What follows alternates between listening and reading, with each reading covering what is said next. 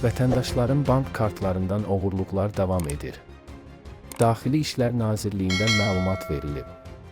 Bildirilib ki, kartın üzərindəki kodları SMS vasitəsilə göndərilən OTP kodu, digər sizə məxsus sistemlərə giriş üçün lazım olan login və şifrələr, kartın PIN kodu məxfi məlumatlardır. Bu məlumatlar naməlum şəxslərə verildiyi halda hesabınızda olan pullar, yaxud pul yoxdursa, kredit formasında sizə zərər vuracaqlar.